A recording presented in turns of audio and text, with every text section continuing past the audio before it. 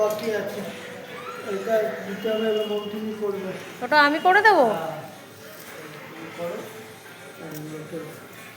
দেখো কত সুন্দর সাজিয়েছে, কত ভালো লাগছে দেখতে।